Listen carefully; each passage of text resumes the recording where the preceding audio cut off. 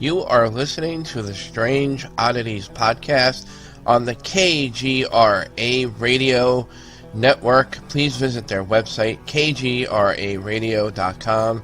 You are listening to the Strange Oddities Podcast, which rebroadcast on the KGRA Radio at 2 a.m. Eastern Time, 11 p.m. Pacific Time.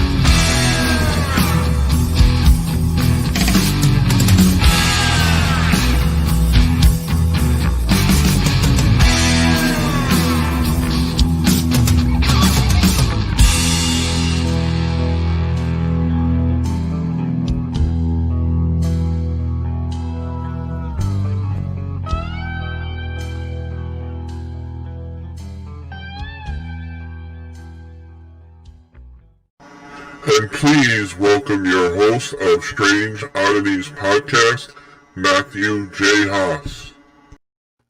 All right, everyone. Welcome to the Strange Oddities Podcast.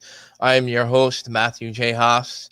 And as always, guys, we're multicasting both on Facebook and YouTube. If you're a subscriber on YouTube, you'll see the live feed pop up. Guys, please subscribe if you haven't subscribed already. You'll get notified when we go live or do any new things as far as our YouTube channel. We do have a website, strangeodditiespodcast.wordpress.com. We have two very awesome, amazing guests tonight. I have a special co-host and guest tonight, and we're going to play a pre-recorded interview.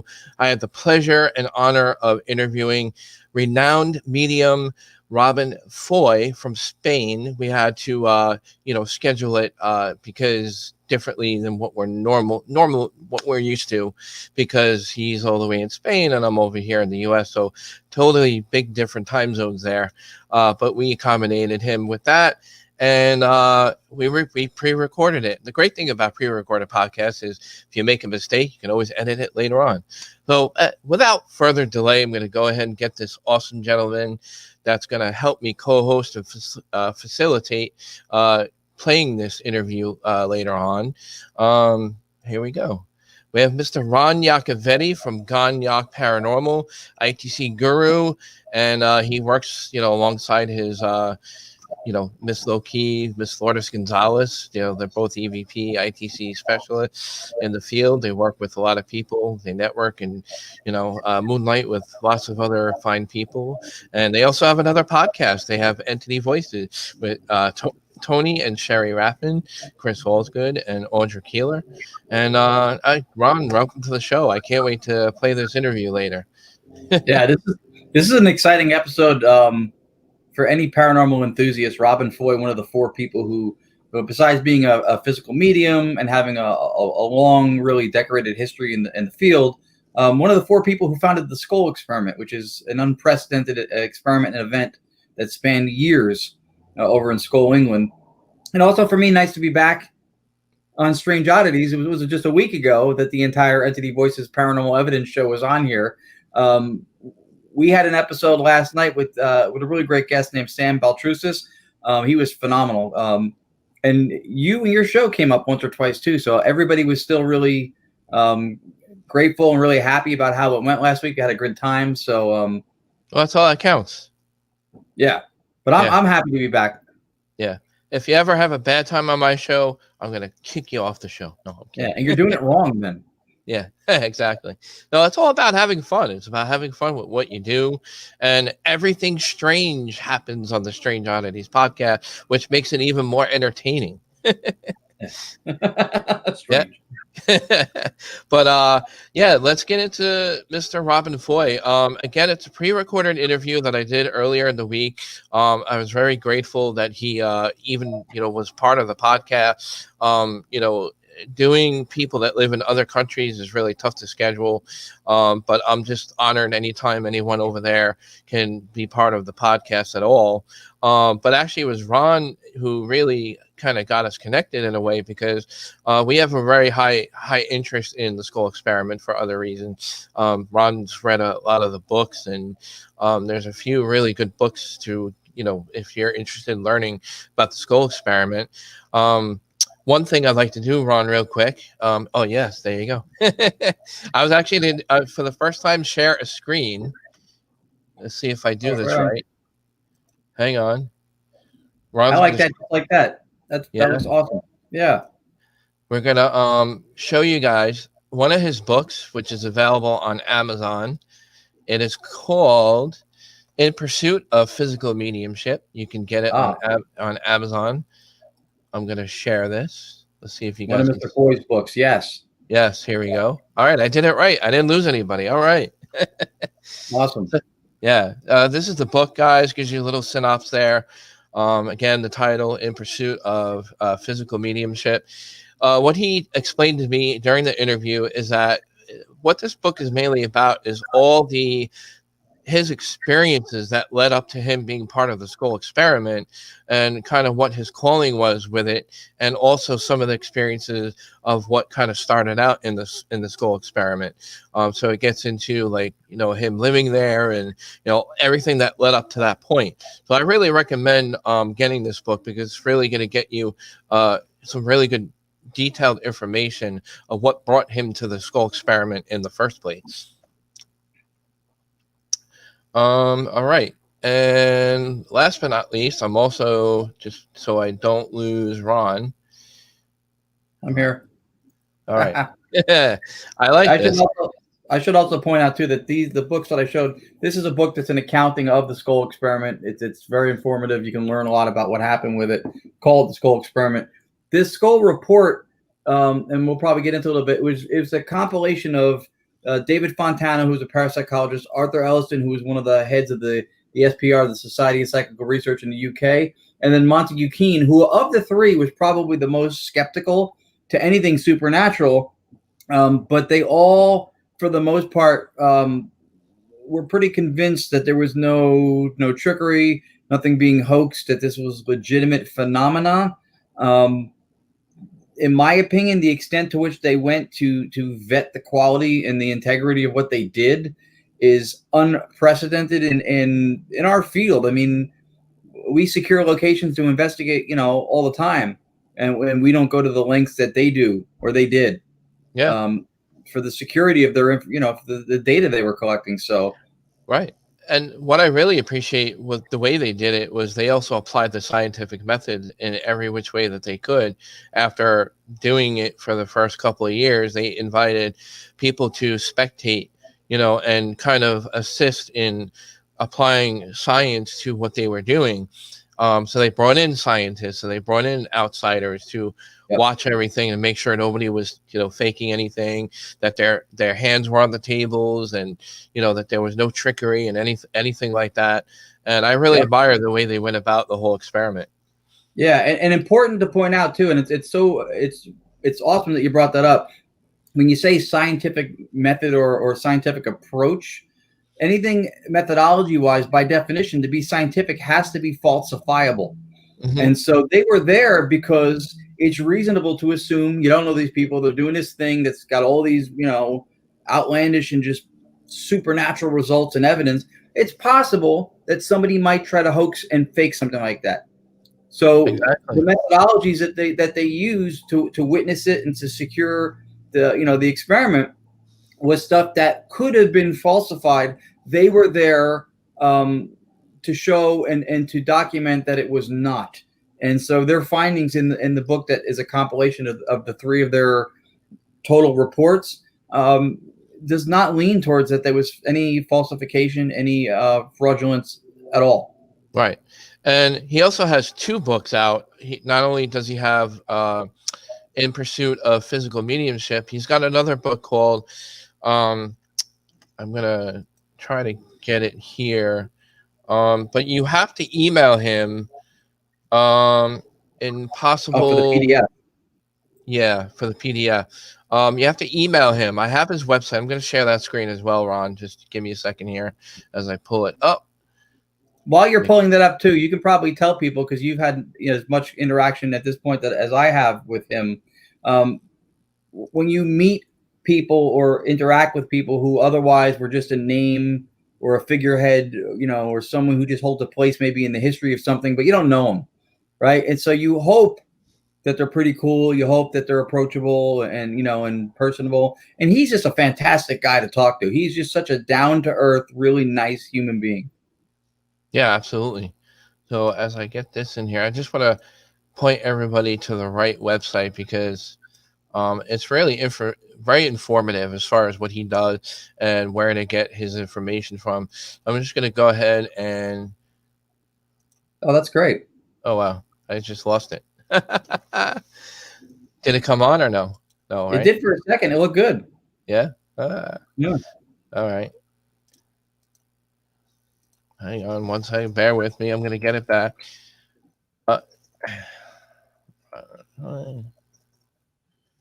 Here we go. All right.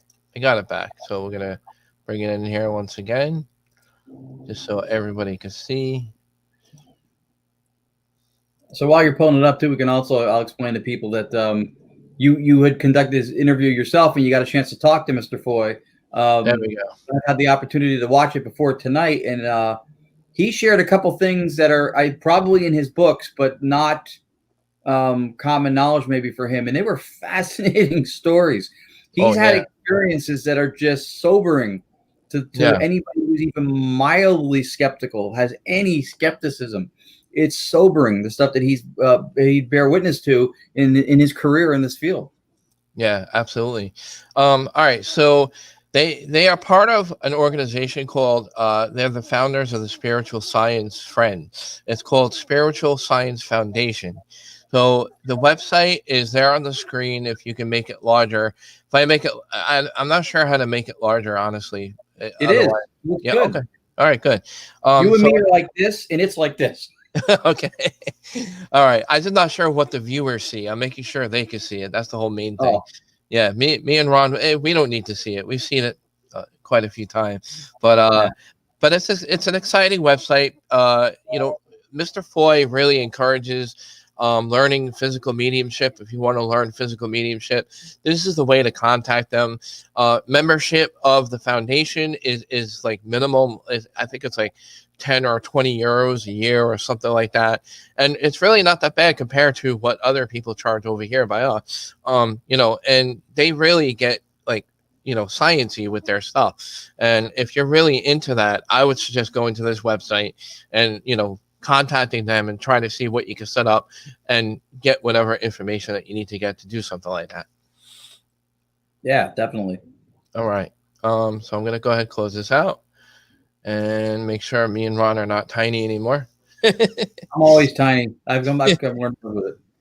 All right. So, guys, if you're just tuning in, tonight's guest, we have Mr. Ron Yacovetti from GonYac Paranormal and Entity Voices Paranormal Evidence Podcast.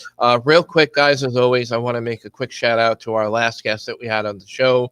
Of course, we had, Ron Yacovetti and Lourdes from Entity Voices and their crew. We had the Rathmans, we had Chris Holzgood and Audra Keeler. I just want to, give a big shout out to them to being on our show. I really appreciate being on the podcast. We had a lot of fun. It was a great conversation. Guys, you can always listen to that show and episode again by just going to the YouTube channel or on the Facebook page if you can find it there.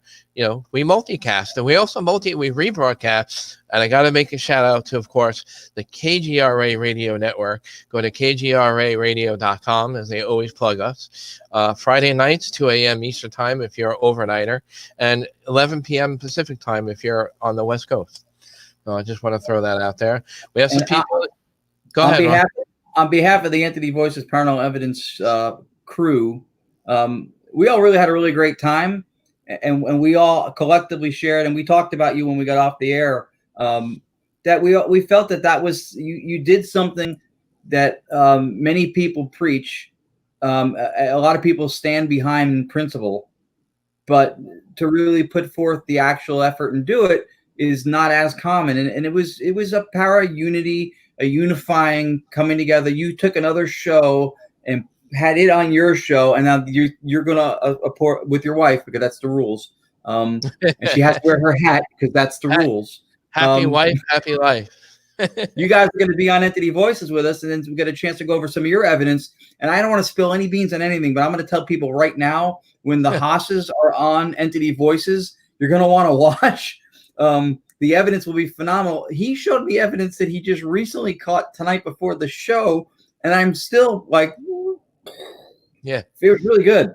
Yeah, I don't want to spoil it either. So I guess we want people to wait until that night. So I will let everybody know as soon as we get all that scheduled and get all that out of the way.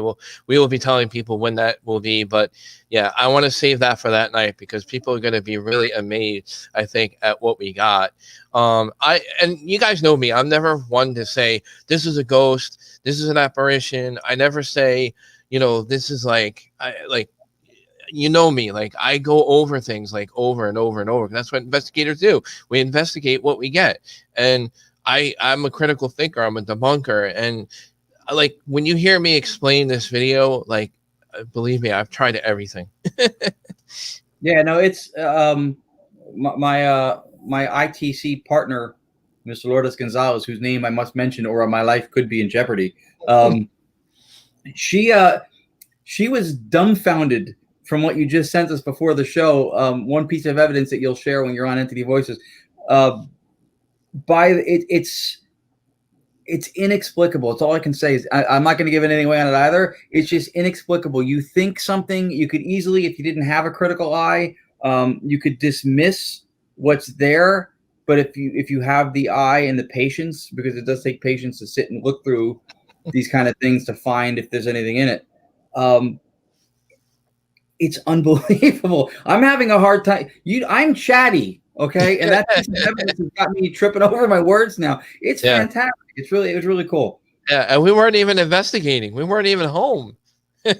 That's even the best part. We know for a fact there was nobody here, but the cats. And believe me, as much as we love these cats and we know they're young, it wasn't them.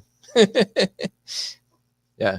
So, it's really cool. Yeah, it is. I can't wait to share that. So, well, without further delay, you guys are going to sit and watch and hear a really amazing interview I had with Mr. Robin Foy, renowned medium. He was one of the founders of the Skull Experiment in Skull, England. For those who do not know a little bit about the Skull Experiment, it took place in England at a small little home. It was right next to the Skull Inn. He explained to me that the Skull Inn was right there. And I truly believe that maybe their house was just as haunted because of the inn itself. Maybe that's why they had a lot of stuff there too. But it was in the night. Yeah, in the basement. It was in the 90s. What did they call the basement? The Skull Hole. The Skull Hole. That's what they call it. Yeah. And when the Vikings drank their wine, they would say "Skull."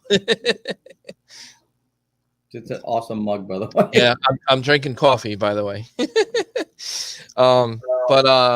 It was a great interview. It's pre-recorded again, so I'm gonna play the video. It's gonna be playing off of YouTube, so hopefully it will play okay for everybody. Apologies if it don't, but I checked it myself. It should play okay. Mr. Foy's band was a little off, but it's watchable, and you will be able to understand, him. His accent is great. I mean, I was expecting to kind of have trouble listening, but no, he was a great interview. I think you guys will really enjoy it. I don't know, anything else to add to the Skull for those who don't know what the Skull is, Ron? Do we leave anything out? I mean, just the basic nutshell of what they did was they did two sittings, as they're called in the world of mediumship, versus sessions, let's say, 2 sittings a week for a span of approximately 5 years. At certain instances, they moved to a couple other spots to do it, besides just in the Skull Hole in the basement. It was in a secluded room. I think it was one of 2 rooms in the basement they had, darkened, locked, no cell phones. They sat in chairs with a table that had partitions under it so that nobody could accidentally play footsie with somebody else. Let's rule out any false positives about being touched. They wore bracelets that were glow in the dark that had Velcro, so you couldn't take them off without making a noise. You couldn't move in the dark without making a noise. They had, I think, originally 6 people or 7 involved in the beginning, and then a couple of them had vacated the experiment for whatever, I guess, personal reasons. And then it ended up just being the Foys and then the other couple, the Bennetts, who were doing it. And it started out with some decent results and evidence. And then I guess from what he was telling us, it really ramped up, and they got some unbelievable evidence. And they did everything besides the stuff I named too to vet the quality and the integrity of the evidence. They had film rolls that produced evidence on them. They were locked up in cases. They didn't allow cameras and stuff like that to record for a period of time. They were dealing with a spirit team, and the spirit team had instructed them, because the light is an energy, that the interference of light in the equation would have probably prolonged the development of what they got as far as evidence wise. So they encouraged them not to do that. And the spirit team, I guess they had made clear that was aware of what they were trying to validate and demonstrate with doing this experiment. So on one hand, well, that raises a little concern going, they don't want cameras in there, you know, but they eventually did allow that kind of documentation. And then, as we can discuss, and as he'll probably share in the interview too, it's unprecedented. 2 sittings, 5 years, plus a couple other locations, and it's mind blowing. It really is. If you're a paranormal person, just wow. Yeah. All right. So again, guys, this is a pre-recorded interview. Hopefully it'll play all right for everybody. Just, have fun, sit back, grab a glass of wine, grab a cup of coffee, have an alcoholic beverage, whatever floats your boat. It's an entertaining interview. Hope you guys enjoy it. You guys can continue chatting in the chat.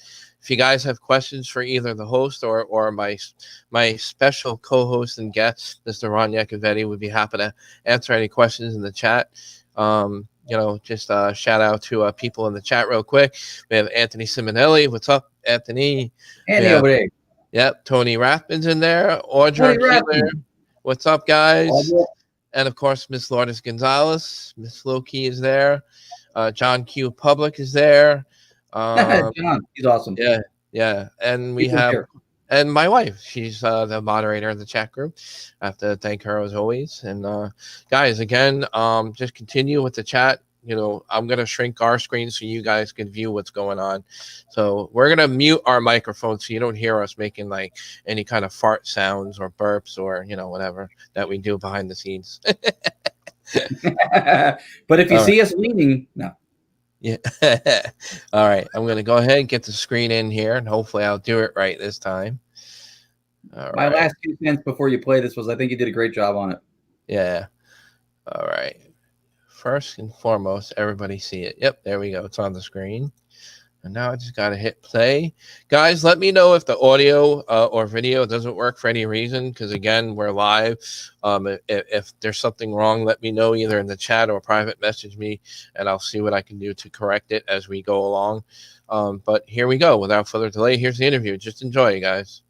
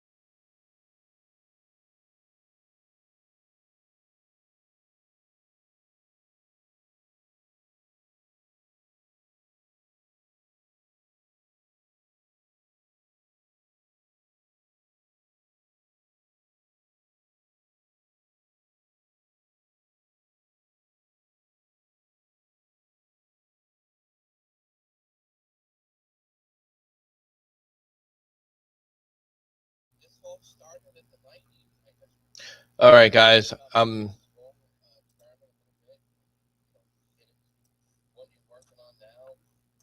Sorry about that, guys. I'm gonna fix that real quick. I know what happened, Ron. Ron, you still with us? I'm still, yeah, I muted myself. Okay, yeah, I had muted myself. Sorry, guys. I'm gonna do something quick here. I know what happened. I didn't. I missed one step. Sorry, guys. All right, here we go. I promise it'll work this time. All is good. All right, here we go. Did you first started with the people? The best thing about pre-recorded interviews is that we can make as many mistakes as we like because I can always edit later. Sure. Okay. Right. So we're not live. So I'm used to doing live shows, and this is great. Again, we have Mr. Robin Foy on the Strange Oddities Podcast. I'm really excited. He's a renowned medium and spiritualist. He is the founder of the Skull Experiment, or one of the founders originally, that took place in Skull, England. And he does other things other than the Skull Experiment. He's still quite involved in the paranormal, I believe. And, I'm excited to have him. Welcome to the podcast. Yeah, okay. We're happy to be here. Yeah, great. I don't know where to start. We have so much to talk about. I mean, it's just, this all started in the 90s. I guess we could just kind of talk about the Skull Experiment a little bit, and we can, get into what you're working on now. How did you first get started with the people you worked with? How did the Skull really begin? Well, Sandra and I had been involved for a lot longer than Skull. Right. We both got involved round about, it must have been 1973 in my case, and Sandra, I think, probably about 1975. And it all started with me joining a circle in Leicester in the UK, which was a physical circle. And at that time, I knew very little about all of this stuff, and I was very much in the learning stage. And it was quite unusual in those days, well, still is, in fact, to walk straight into a circle that happened to be a physical circle. Mm-hmm. There's not too many of them around. No. So, I sort of answered an ad in a local newspaper in Leicester that asked for anyone that was interested in psychic research to get in touch. And when I wrote back to the guy, he said, yeah, sort of come along and be interviewed. And he had he'd been running physical circles for a number of years. So a chap called Elmer Brown, I think he was originally American, but he was running a shop selling curtains in the UK near Leicester. And we went along to sort of to meet him. And there were about half a dozen other people who'd answered the advert, who he'd said, yeah, come along and see me. And he explained all about physical phenomena and the very fact that anything that was involved in physical phenomena was something that everyone present could see, mm-hmm. everyone present could hear, everyone could sort of be involved in physically. So in other words, you could feel touches if you were allowed to, you could see things that were lit up for you.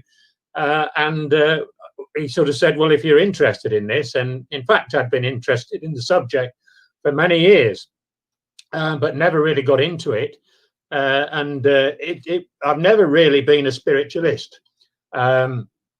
Everybody assumes that we are, whereas in fact, really we're psychic researchers and more on the scientific side than on the religious side. Mm. So when we were here at this guy's house, he explained exactly what the circle was doing. They sat, and there was about 12 of them in the circle. And he said, would you like to sort of see the room we sit in? And we all said yes. Well, his house was situated about 200 yards away from a house on either side. He had a field at the back. He had about 300 yards of his front garden up to the road. So there was nobody else in the immediate vicinity of the house. I think he'd already said that about 2 of them were not suitable for his circle. But 4 of us went upstairs to have a look at this room that he was using. And as we walked up the stairs, all four of us heard a baby crying in midair. Obviously, the first thought was, well, you've got a baby in the house. And he sort of said, no, we haven't. And nevertheless, we had heard it. And he said, well, maybe one of you, it's a message for one of you from spirit. Oh. So we said, oh, well, maybe, And we had a look at the room, and it's a very bare room that they sat in, with chairs sort of right against the wall, so that there was nothing could get behind anybody there. Right. Very old gramophone he had in there, and which he used to play records and sort of get a little bit of singing going. Anyway, went home after this, and I decided that I was going to join this circle. A week later, my first wife and I, who had applied to adopt, actually got a telephone call, and a lady on the other end said, yeah, you applied to adopt, we've got a baby for you. And this was a message from spirit for me. Well, of course, that grabbed me straight away. And there were so many things happened in that circle. I sat there for about 2 years. And the very first time I sat there, it was in the dark, and I had a materialized finger poke me in the back. Well, nobody could get behind me, so I knew that it wasn't anybody that was there. It was spirit. And we used to get little bits and pieces of phenomena there. But the big point for me was that about 3 months into sitting in that circle, this chap, Elmer Brown, actually had been a good friend of a very, very famous physical medium called Leslie Flint. Leslie Flint was a voice medium, so that he got independent voices, in other words, voices that came from midair, talking to anybody present there. And we were taken along to Leslie's about 3 months after I'd joined this circle for a sitting with Leslie. And it was interesting because Leslie just sat there in the dark and chatted to us. And then about 10 minutes into the sitting, a spirit voice came through, and that was Mickey, his guide, a young lad that had been killed around about 1912, I think it had happened to it. And this was Leslie's guide. And he was quite a character. But during that first sitting, which lasted about 2 to 2.5 hours, we probably had 10 to 15 spirit people came and talked to us. Some of them for anything up to 15 minutes. The voices were loud, they were clear, they came out of midair. And also Leslie Flint himself was talking to us at the same time, and sometimes joining in the conversation. Wow. So I walked out of there and I was hooked. Physical mediumship, physical phenomena, that's what I needed to do. And I reckoned that I'd probably spend the rest of my life getting involved in that. And that's really what we've done. Right. So that was 1973. And an awful lot's happened since then. Wow. I got married to Sandra in 1979. She had been drawn into a circle in Romford in Essex in the UK that I'd started a couple of years previously, but then left. And so she came straight into it in that way as well. And she'd also had the same experience where she'd not been involved in what we call mental mediumship, which involves clairvoyance, clairaudience, clairsentience, where it's all happening in a lit room, and only the medium is able to see, hear, etc., the spirit person that's speaking, and then they pass on the message. Wow. With physical, the message is happening at the time, and everybody hears it. Right. So, what kind of chose the location for the beginnings of the skull experiment? Like, did they have a particular reason that they chose that? Do you feel? Yeah, absolutely. I mean, we sort of got around us a spirit team.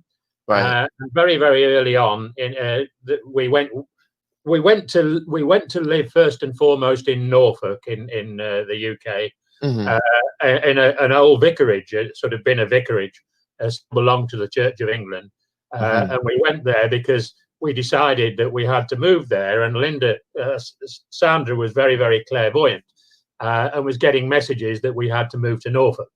So we moved there. And then 2 years after we'd been in this rectory, we had to leave because the church wanted it back for another vicar.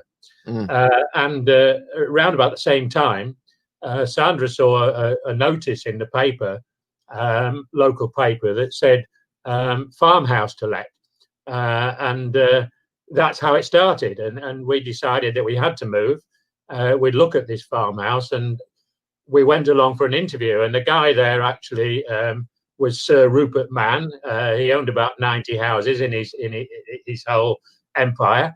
And he said, yeah, we could have the house. But first and foremost, he had to interview us before he would allow us to even see the house. He wouldn't tell us where the house was.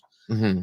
And funnily enough, for several years, we'd been sort of taking weekends away and starting to look for our own roots, sort of with our ancestors. And in doing that, we'd stayed many times in Norfolk. And one of the places we stayed and enjoyed was a place called the Skull Inn, which was a very old inn that was built in 1666, same year as the Great Fire of London. And we'd stayed in a bedroom in this hotel where Sandra had looked out of the room to the house that was sitting next door, which was a sizable house. And she'd actually made the comment, oh, I'd love to live in this sort of area and maybe in a house like that one next door. Yeah. Well, as I say, this guy wouldn't tell us where the house was until he'd interviewed us. And then we were allowed to go and see it. And you can imagine our surprise when it turned out to be the actual house next to the Skull Inn that Sandra had admired several sort of years before. And so that was the place. Right. We got it at a reasonable rent because it was in a dreadful state, sort of with the furnishings, etc. So we got, it was exactly what we wanted, but it had two cellars. It was a little bit higher than the rest of the village. So if the rest of the village flooded, you wouldn't get flooding in the cellars. But of course, the cellars were exactly what we wanted for a circle.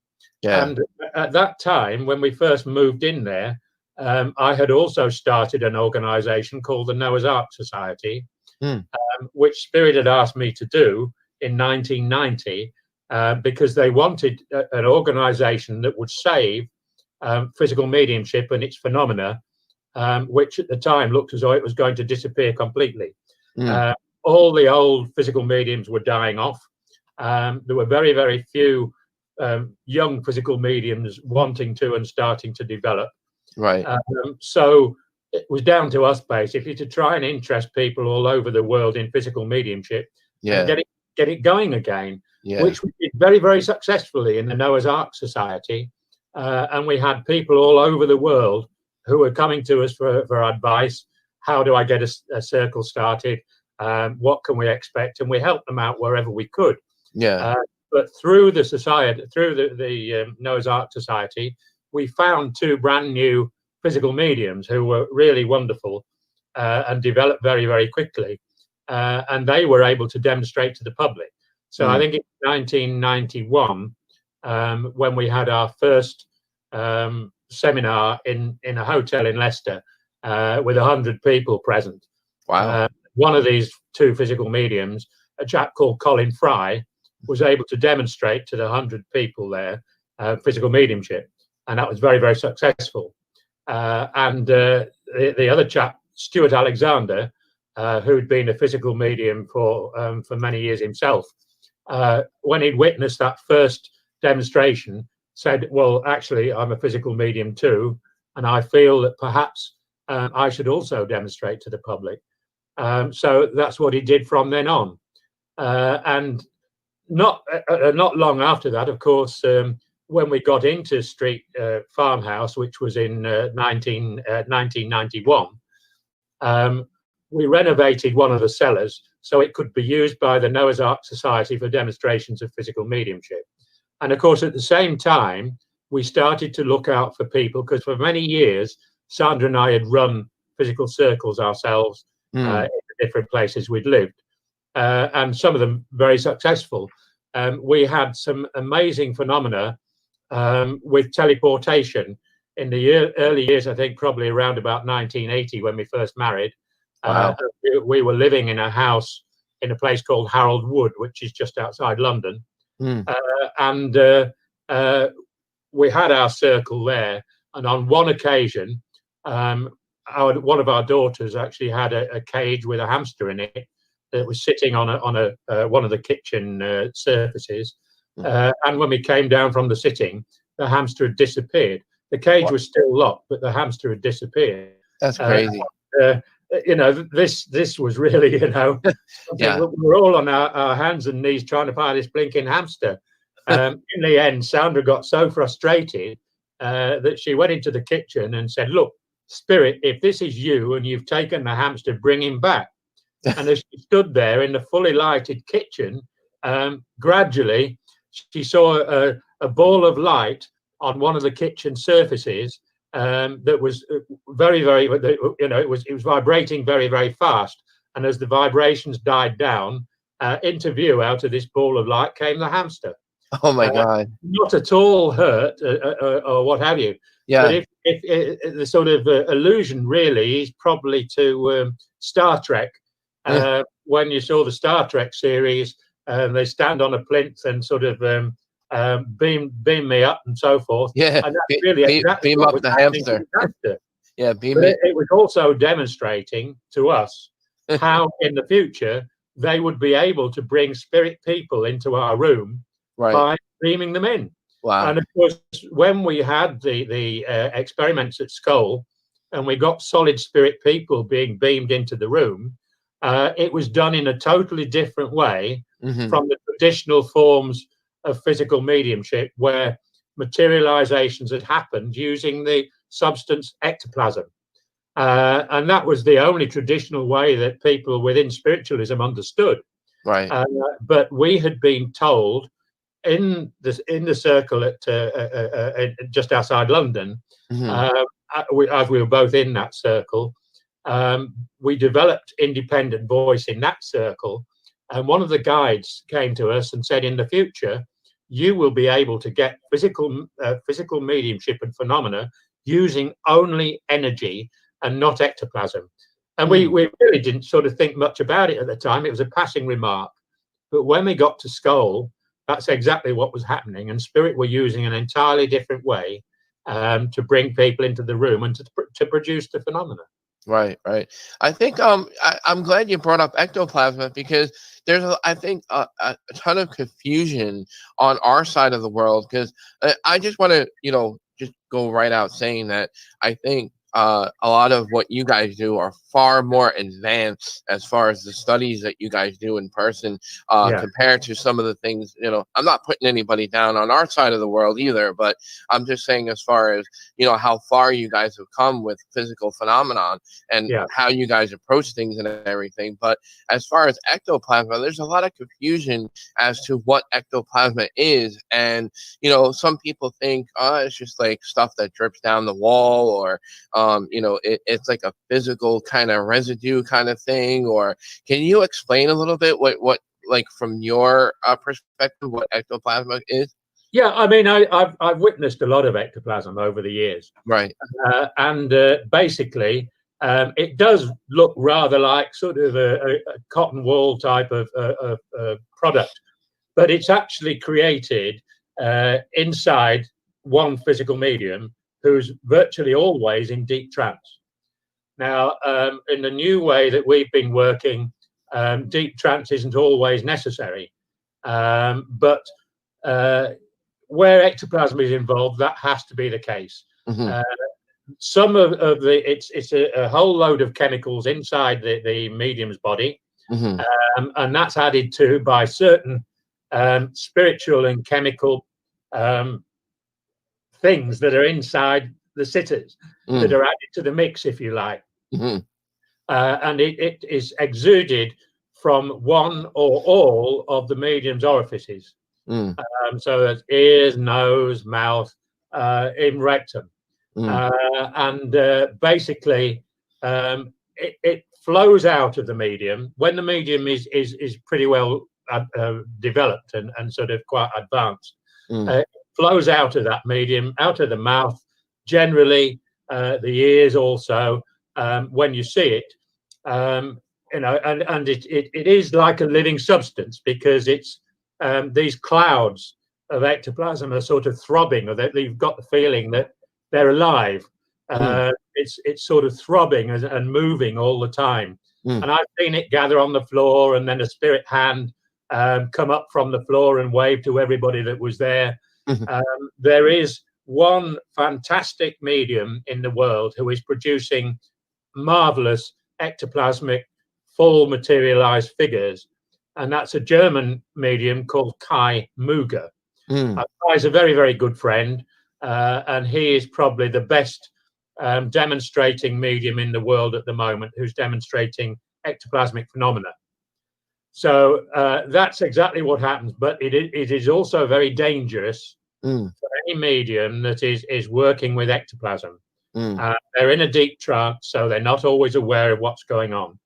And if somebody does something stupid in the room at the time, like put on a light, like try and grab a materialization, then that ectoplasm can shoot back into the body of the medium and cause really irreparable damage. Right. And in some cases, it's caused death within physical mediums. Really? Wow. A very famous physical medium called Helen Duncan, who was a materialization medium, was killed in that way.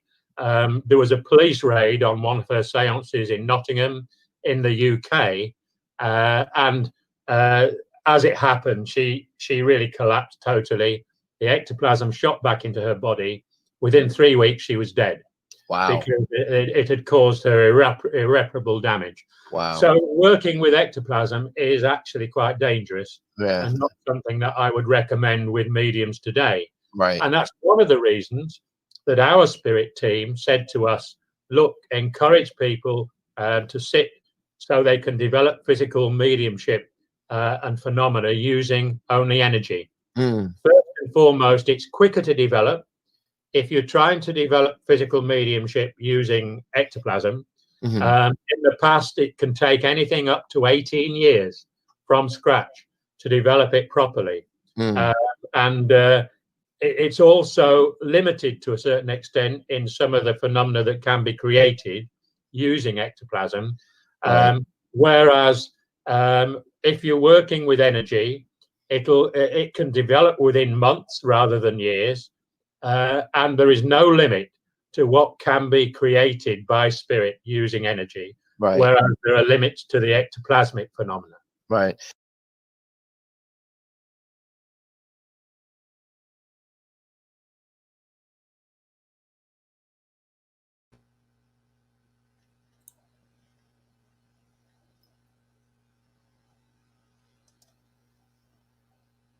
All right, here we go. We're back. All right, we're pausing this, guys, for a few minutes because it is a long interview, and I'm sure you guys have a lot of questions regarding some of the things that he's talked about already.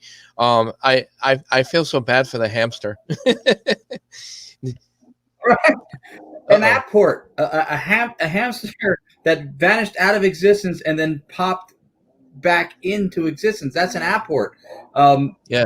You have me kindly as an ITC and direct radio practitioner. Marcello Bacci, who's one of the forefathers of direct radio and ITC, Robin Foy had experience sitting in with Bacci. And when they did stuff together, I think he mentions too that they had apports, things that just materialized out of nowhere and just popped into existence. So that's phenomenal. And I also love that you got him to explain ectoplasm, because for most people, I think it's that green funny stuff that you see on Nickelodeon or Ghostbusters. But in fact, it is, if you've seen any of the documentation he's talking about in some of the literature, it's cotton like. It looks almost woven, kind of like cotton candy. It looks fake. Right. But Helen Duncan that he mentioned too was one of the apports they had during the skull experiment. Was a newspaper that came from, I was the 1940s, or I forget what year it was from, 50s, 40s. I'm drawing a blank on the year. And it had a headline on the newspaper of a medium, I believe, who was tried and convicted and had something to do with mediumship and the Witchcraft Act and everything. And it was Helen Duncan, if I'm not mistaken, was who that was. So she had already passed definitely on. And what really fascinated me about the ectoplasma is that the way he described it as almost being chemical-like, that it was almost like as if it was its own living substance, which was like, whoa, that's heavy duty. But yeah, you're right. Coming out of all the orifices too. Yeah. All the orifices. Well, I hope not all. He did say all. Yeah. Wow. But again, like I got into the question with him too, that it, kind of, I'm surprised that a lot of modern day physical mediums don't practice that ectoplasma as much anymore. Like you rarely hear any mediums or anybody with those special abilities that try to practice ectoplasma these days or today. Because like you said, it's extremely dangerous. That I couldn't even believe my ears that somebody actually died from practicing something like this. Yeah, you probably got to look at too. What are the upsides to it? I mean, it would do volumes if it was authenticated in front of people who needed to be shown the realism of this stuff, right? Yeah. But beyond validation and the verification of supernatural phenomena, it seems like it might be more risk, and you really like a lot of us, we do this stuff out of the passion and curiosity for answers, right? So it would have to come from some kind of a genuine interest in pursuit, accepting the risks like that are possible from doing it. And I don't know if it's because you made a distinction about stuff on our side of the world, as he calls it, and they say the pond, our side of the pond. You made a distinction between like differences with advancements in the research, and so that might be something too. Maybe it's cultural too. The direct radio stuff we do started in Europe. It predates any Sweeping Ghost box or Frank's box. It's before that. Yeah. But here in the States, it's not prevalent at all, and not because it didn't work, not because it was a stepping stone towards what did work, and the new stuff works. But that stuff was Marcello Bacci got amazing evidence. So that was really cool that you pointed out that distinction, because I think sometimes when something is not domestic in its popularity, it falls off of our hit lists, of our popularity lists of what's in to do, what's trendy, and not the right thing in this case. Well, I just think that maybe there's I can't say everybody. I don't want to stereotype, because everybody's different. Everybody has their own views and their own opinions in the field, and there's different professionals in the field. Like my thing is with ectoplasma, I just always thought that people think, like you said, it's like Ghostbusters, like things dripping down the wall, or it leaves like a slime residue kind of thing behind them whenever there's like a manifestation. That's not always the case. I think there's a lot of confusion between what ectoplasma is and what that is. And you have covered this on previous podcasts of your own. Who do you think is the main proponent for the confusion between what ectoplasm really is and what the perception is? Right. Media. Hollywood. Yes. Yeah, media. Yeah, absolutely. The only way we're going to really know or debate what it is the people who are in the field. Not people in media, not people in Hollywood. They can take those ideas and apply it to their movie and whatever their goal is in the movie. But that's Hollywood. That's their goal. They're going to make it. They're going to exaggerate that. So anyway, guys, if you have questions before we go ahead and replay the interview, there's a lot more I have to play ahead in this interview, this pre-recorded interview. If you're tuning in late, I interviewed the renowned medium Robin Foy from Spain. He was the founder in the skull experiment that was done in the late 90s in Skull, England. He has a book out called the book, Ron, having a brain fart. The physical medium. Pull it up. Can you pull it up again? I took it down, damn it. Yeah, no, I didn't want to slow the bandwidth down on my computer. I was worried about the YouTube playing. Yeah, so, but he's got 2 books out. The other book, you have to inquire about the other book through his website, which we shared on the screen. I'm going to share everything toward the end of the episode anyway, so don't worry about that. I'm going to get it all back, so I'll make sure everybody gets that at the end of the show. Guys, you have any questions regarding the interview so far? Again, we have Mr. Ron Yacovetti here, ITC guru, and from GonYac Paranormal. trying to think. We have a lot of people in the chat tonight. So we have Katie Holte. She's in there. She's a brilliant ITC practitioner. Her and her husband, Stephen Holte, build some of the best of what you can get in ITC boxes, Nice.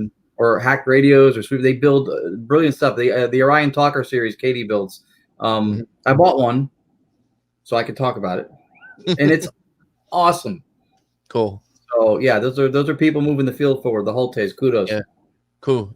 And I'm very appreciative of you guys tuning in to the Strange Oddities podcast.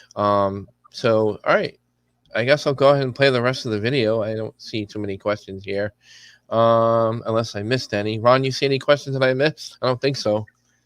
No, I didn't. You're the special co-host. You're helping tonight. Yeah. No, I'm all for it. I think what he's already shared has been an education. Yeah. And so we'll monitor the chat, and if we see that there's questions, you could pick another comfortable spot to pause. Yeah. And take questions. But in the interim, for the sake of time efficiency, this is about Mr. Foy. Let's yeah. No. give him back the floor. Yeah, definitely. So thank you, Miss Loki. She corrected me. It's In Pursuit of Physical Mediumship. That's the name of the book. It's available on Amazon. Go on Amazon, you get it there. I'm sure it's available at any books, books online. Barnes and Nobles, maybe. I'm not sure. But yeah, that's a really good book that I recommend as far as leading up to the skull experiment and after. That was one of the questions too. I just want to bring up real quick, Ron, that I had asked. Was there anything that like a calling as to the location, what made them pick that particular location? And it was really interesting how he said, yeah, absolutely. Like they had spirits like around them, kind of encourage the location, and in some of the things that they did there that encouraged them to do like some of the organizations that he put together. And like that stuff just like blows my mind. Yeah. So, and we have Wendy Conover is in the chat also. Wendy's awesome. I was momentarily distracted. It was also called to my attention that Katie Holte was kind enough to share the show on her timeline also. Oh, thank you guys. I appreciate it. Yeah. And Ronnie Anderson's watching. Ronnie Anderson. Of course. Awesome yep. guy. Ronnie Anderson. Yep. Bedford Paranormal. Great group Roger of guys. Taylor's watching. Chris Allgood. Roy Poole. Yeah. We all know Roy Poole. That guy is into funny business. Yeah. So he's awesome. Yeah, I want to again thank Mr. Poole for helping me out this week with some reviewing of evidence that we got from over the weekend. I sent him some stuff to take a look for me, and yeah, I really appreciate his input. Any input I can get from anybody in the field is great input. So, all right. So without further delay, guys, I'm going to go ahead and play the video. Again, if there's any technical difficulties, please let me know, and I'll try to correct it. So hopefully there won't be this time. Ron and I will mute our microphones, and hopefully you won't hear no funny noises in the background. All right. I'm going to go ahead and mute my mic.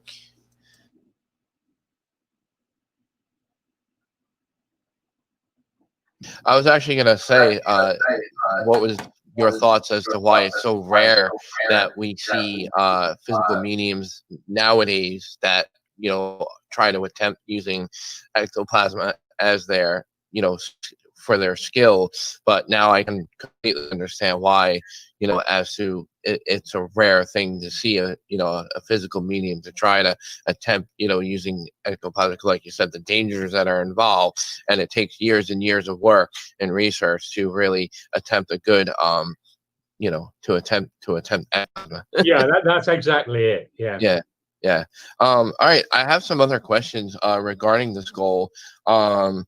I'm gonna look at my list of questions here. What the team member Miss Emily Bradshaw from SPR, Society of Physical Research, sitting in during your experiments, and also sitting in was Rupert Sheldrake, Emily Bradshaw was actually one of the main spirit speakers, one of our main workers in the spirit team. Yeah. Okay. Yeah. What was that like? That was absolutely fantastic. I mean, you can imagine it was a 5-year period that we had with the skull experiment. And over that time, we had at least 2 sittings every week. So there was at least 1,000 hours over 5 years of all the phenomena and the sittings that we had during the skull experiment. Right. Emily Bradshaw was really, well, she was like a surrogate mum to us, to be honest. Oh. She was fantastic with regard to producing evidential sort of messages that nobody would have known about and really had to research to discover that they were 100%. But she was really marvelous in producing the evidence that we got during the skull experiment. Yeah. And that was amazing. And quite honestly, we still run our own group. Okay. Emily Bradshaw was not her correct name at the time. Okay. She told us that she'd used a pseudonym because a lot of her family members were still alive and probably wouldn't have approved of the way that she was working with us. Yeah. But Emily Bradshaw, as she was, is still working with us, but under her real name. Oh wow, that's great.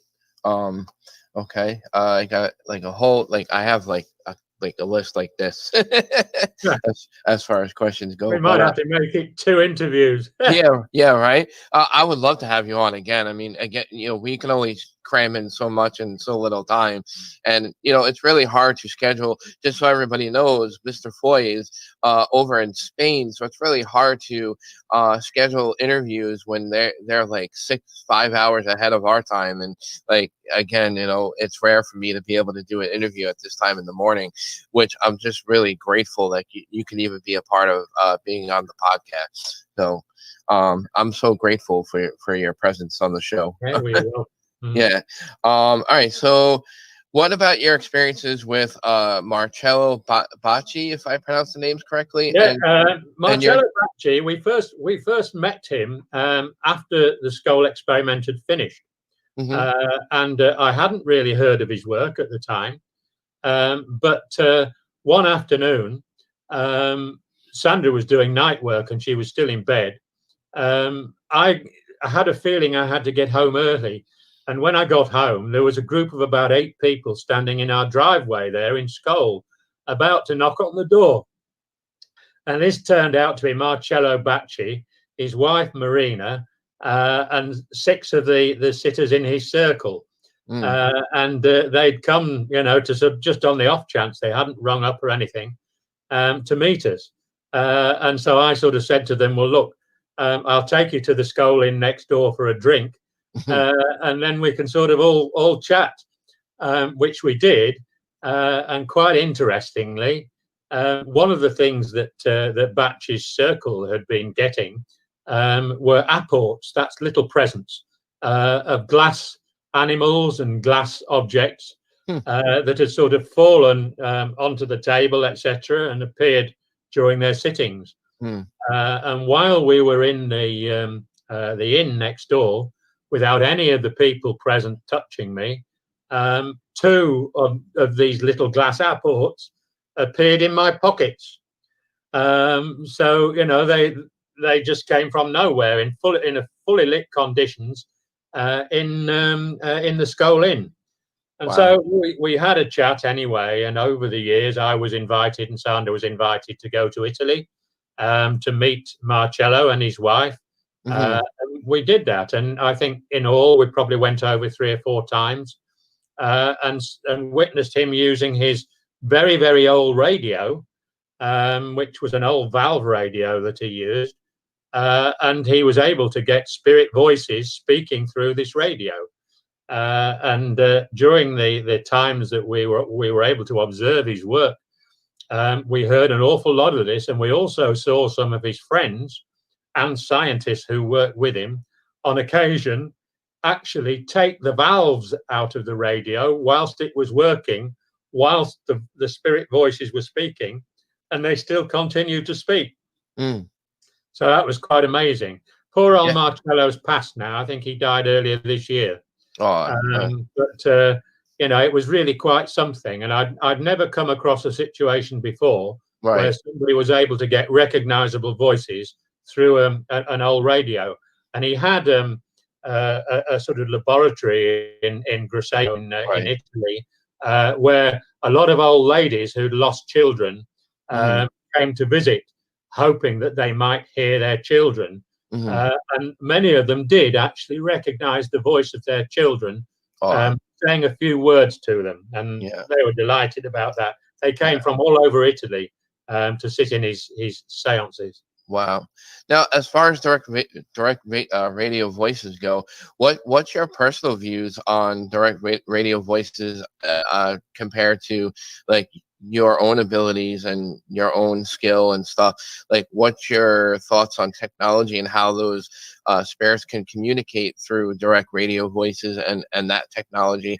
I think it's fantastic how when you ask a question or you're trying to use that energy and the intent you have with trying to communicate with spirit through that technology, the responses are just like, I don't even know where to start with that. It's just like things you can't fathom as far as today's science. Like, you can explain some of it, but some of it you can't.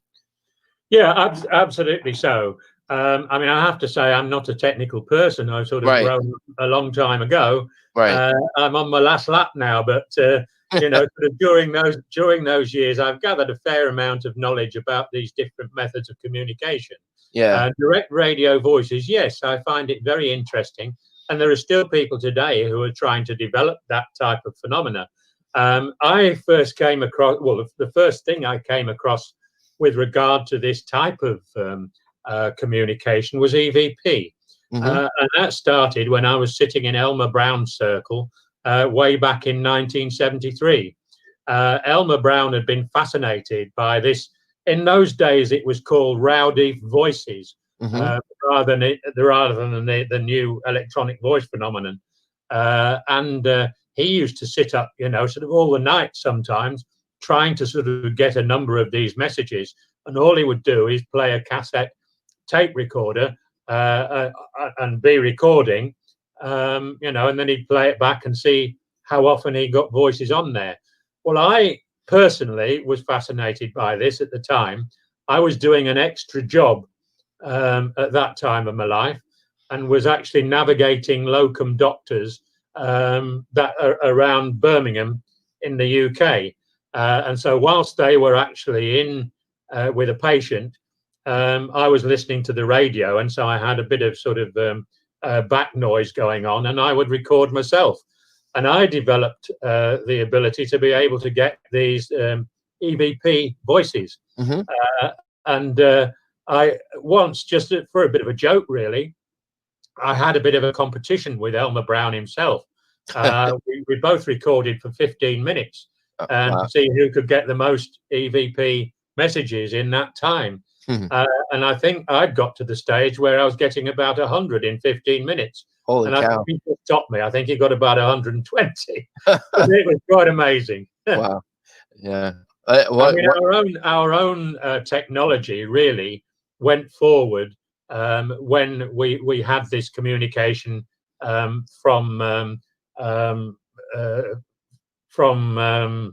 Thomas Edison. And he asked us to build this TDC, trans-dimensional communication device. Nice. And we actually, the very first message when we finally got that working at Skull came from him himself, a 15-minute message with Thomas speaking to us. That's amazing. Yeah, really amazing. That's actually one of my questions. When you guys use sealed film during your experiments, and I believe Thomas Edison was one of the images I think that you got through your sealed film. What was that like?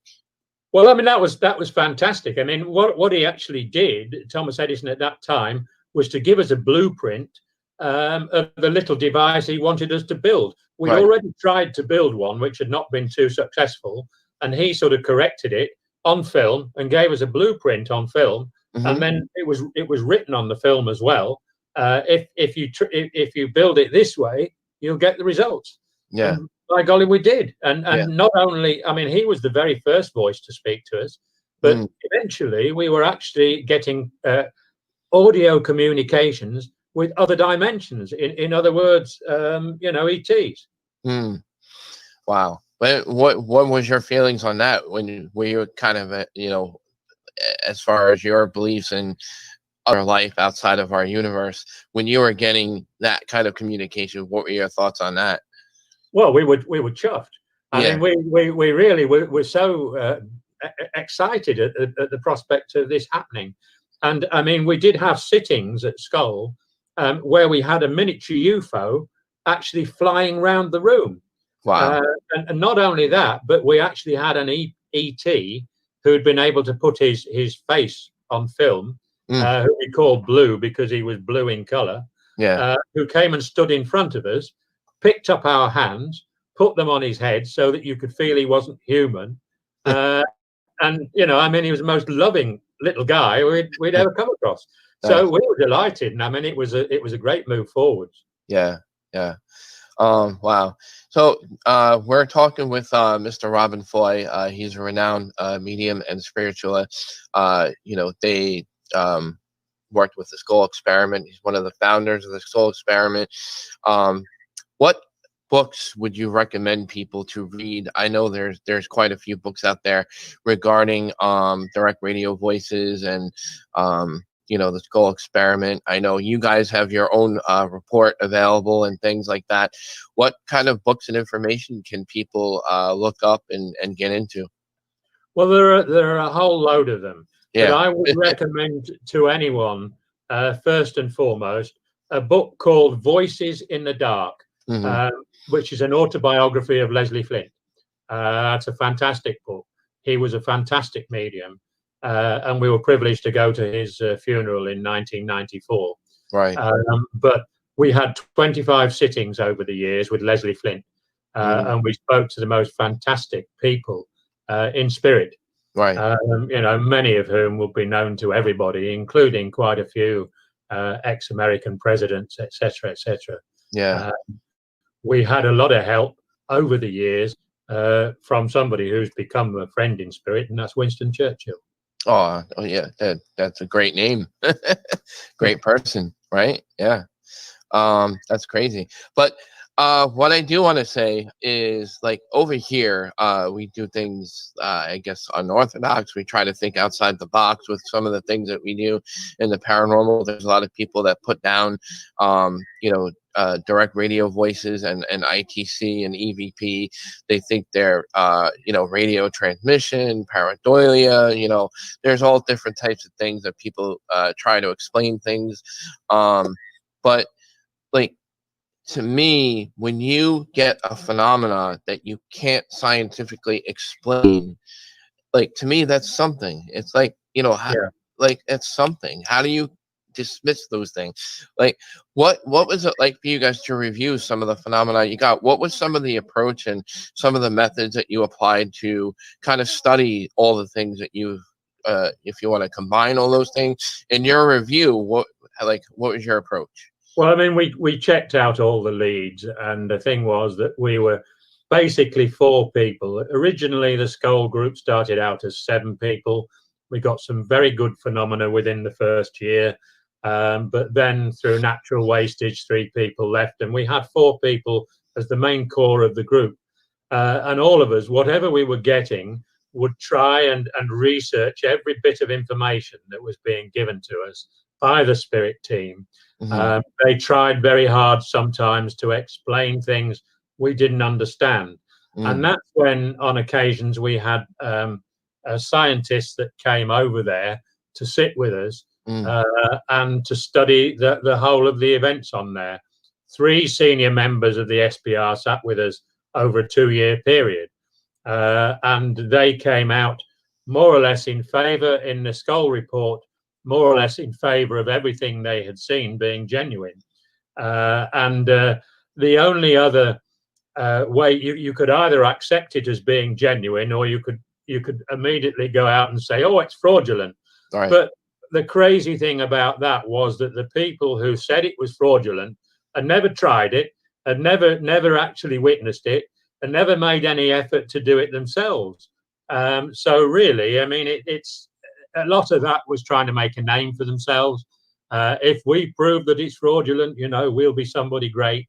But all in all, there's no explanation other than the fact that this was spirit trying to work through us, trying to get more people in the world interested in physical mediumship, physical phenomena, and in developing it. And that's exactly what's happening now. We have a new organization now, which is called the Spiritual Science Foundation. Nice. And we're working towards actually buying a property. We were told about it way back I think we came over here in 2006. We were told about this property in 2007. We weren't told exactly where it was going to be in Spain, but it was going to be in Spain. We were given 25 clues. When we worked it out, there was only one place in the whole of Spain it could be where they'd had sort of UFOs, etc. And that was a place called Antequera in the south of Spain.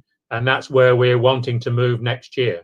We've sort of been trying to fund the buying of this property, and it's absolutely perfect for us. So we're hoping that's all going to come off next year. But we have members all over the world rather, that are interested in physical mediumship and in developing it. And we're doing our very best to help them develop their physical mediumship, giving us.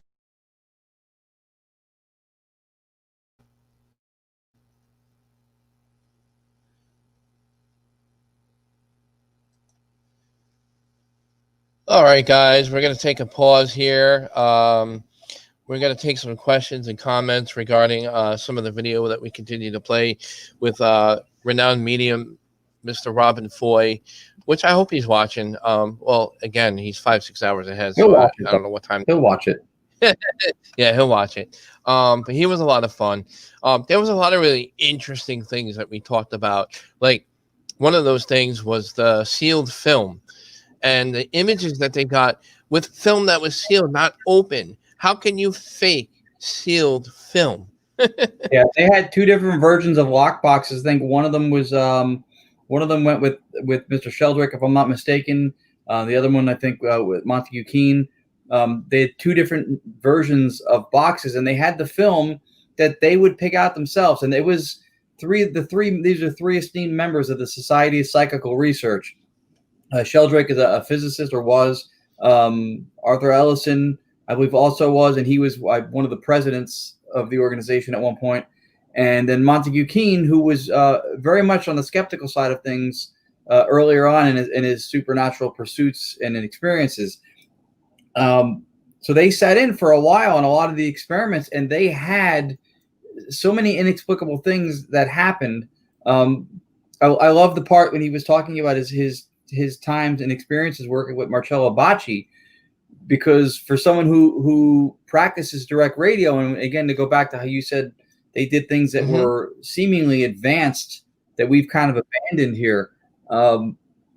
Bacci's experiments with direct radio were unprecedented. You don't see that kind of evidence on TV shows. You just don't. What he did was just, they believed that he had mediumistic capabilities also. They took vacuum tubes out of his radio, and he still got voices. They shielded him from radio emissions. He still got voices out of the radio, and it still got stuff. Yeah, before transistors, the vacuum tubes were part and parcel how the device worked. It was integral to its functionality, and to take those out and still have voices come through not only rules out the radio emissions theory or idea, but it really validates that there was something that was of an energy or of an essence like that was able to use the device for its abilities to conduct. Well, I just want to quote from the movie Field of Dreams: "If you build it, they will come."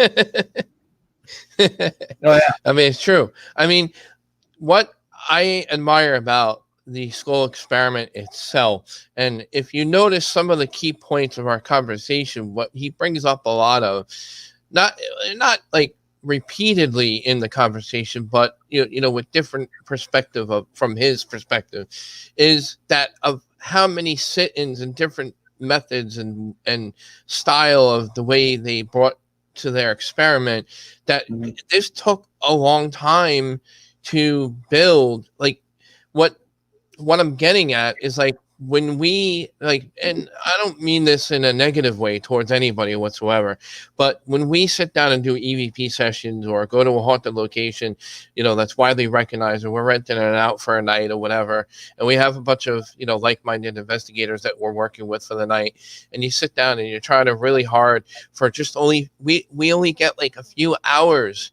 of, investigating this location, and these people have over 120 minutes of footage and review to go over. When you hear them say, oh yeah, we have 120 minutes of this, and you sit here and you're like Loki said in the chat, 120 minutes, it's like months of review. These are some of the images in the books that you can see. Those are the actual film strips. You see there's things written in a variety of languages and in certain signs and symbolisms. One of them had Thomas Alva Edison's initials, and they matched it against the Edison Museum and Laboratory in West Orange, New Jersey, and they matched it. The signature was spot on, like almost an identical, if not identical, match to Edison's himself. You have the what's known as the dragon film on the top here. On this side, I mean those symbols on this page. I'm sorry, I'm looking at a mirror view. On this side here, these symbols and those films, those were the old like Polaroid chroma key and different color. Not chroma key, but I forget what chroma films.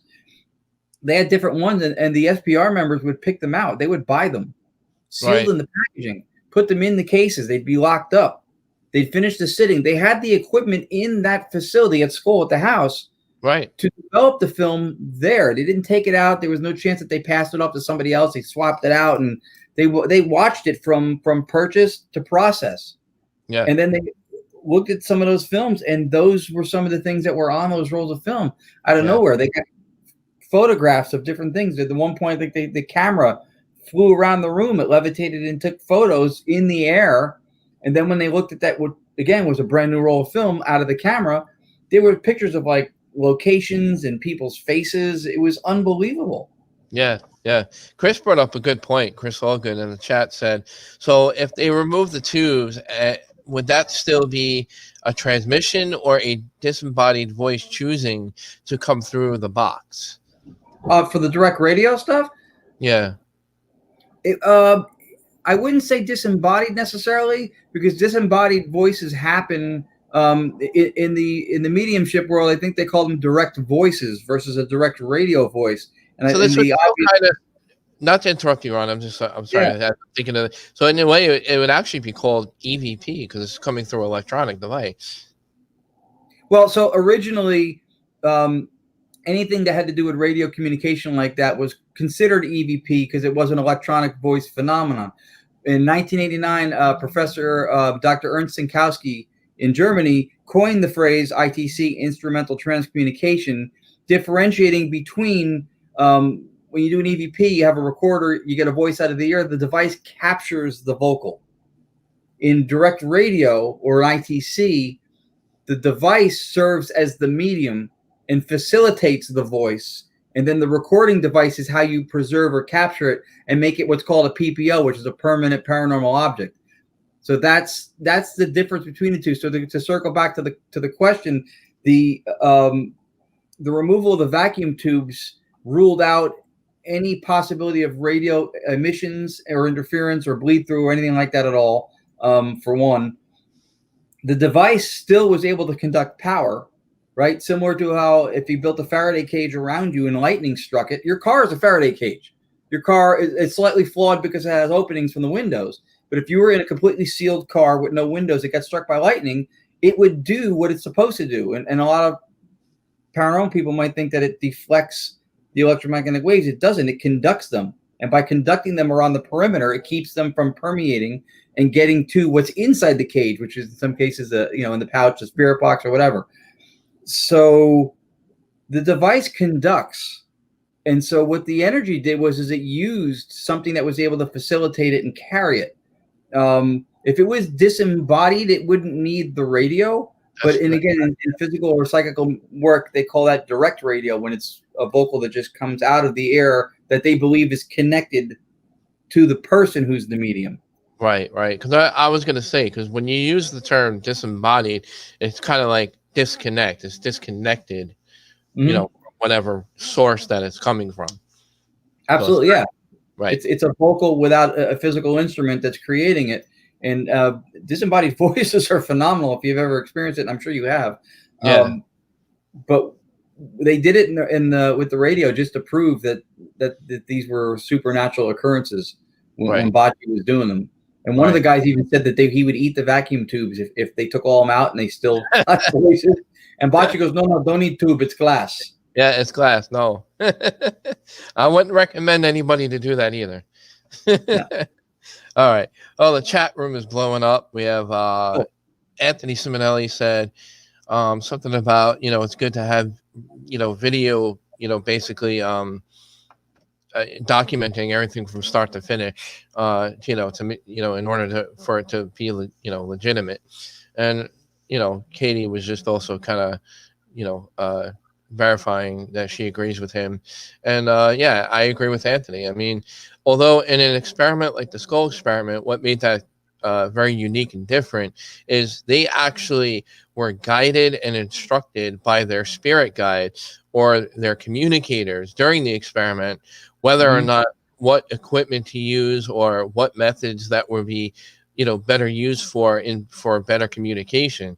And that's what made this, really unique, because, and you heard him in the interview a couple of times that he was instructed, to guide him in the location and, in the organizations he's joined. So he would listen to his spirit guides asking him to do these things. So it wasn't a matter of, as far as technology or, it wasn't so much like, all his decision, he went with his spirit guides and what they communicated with. So, and I, again, it all boils down to intent and how long, like what I was trying to get at earlier in the conversation about, like when you do EVP session or DRV session, you guys know, because you guys have been trying to establish, really good communication with your DRV session. But with any investigation, you can't just like expect like direct communication or results just in a few hours of an investigation. This took a couple of years before they built up all these fascinating results. Huge thing to bring up. Really glad you brought that up. Anytime, and a lot of times, because what we're doing is a European methodology you don't see. And so when people talk to us about what we're doing with direct radio, I always include the phrase, it's a grind.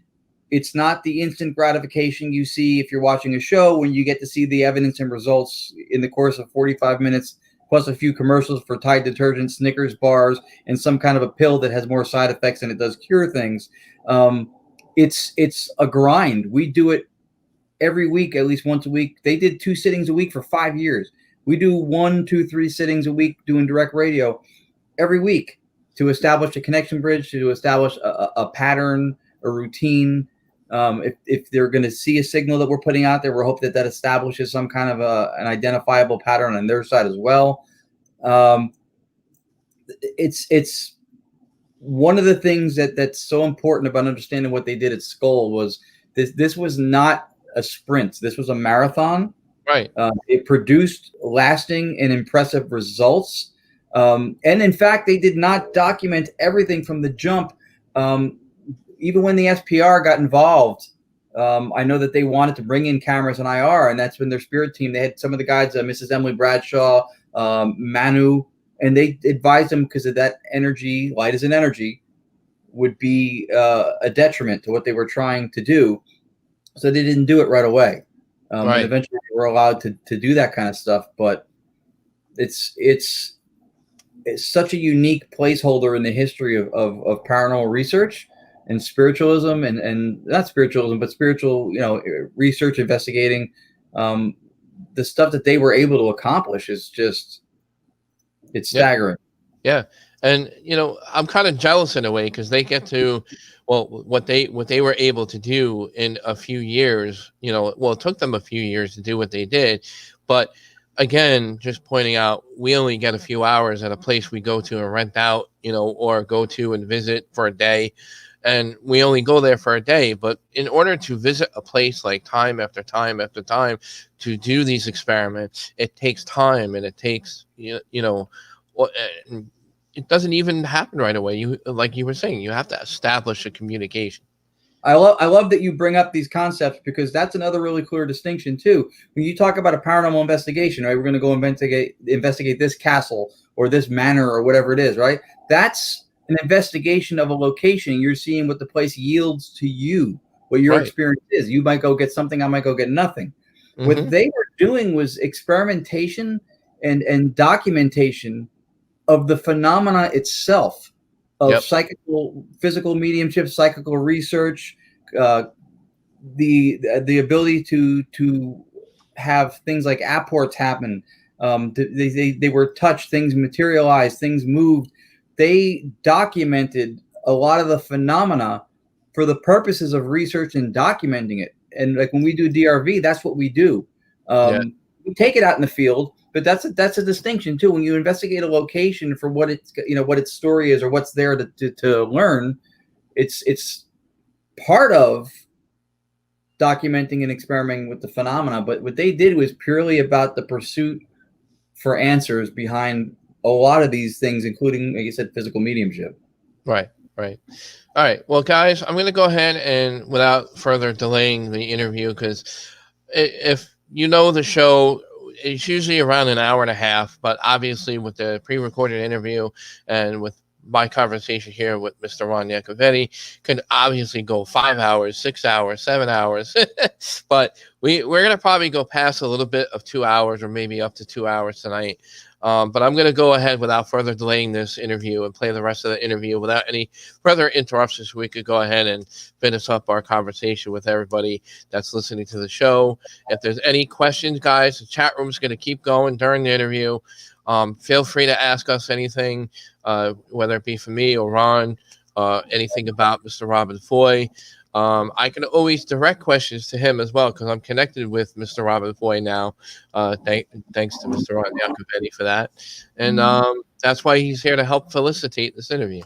You did a great job in the interview. I enjoyed it when I watched it before tonight. So it's hopefully being enjoyed by everybody watching it now. Yeah, I hope everybody else is being entertained as well. So, all right, guys, I'm going to go ahead and get this thing going here.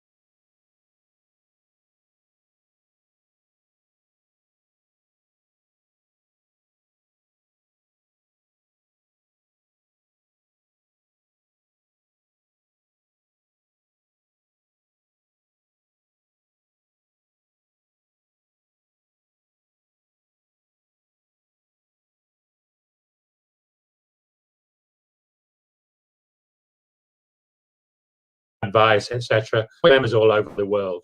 We work very, very closely with two other people who live in Germany. That's Beate and Uwe Siegert. Uwe is a physical medium, and he's a very, very good physical medium.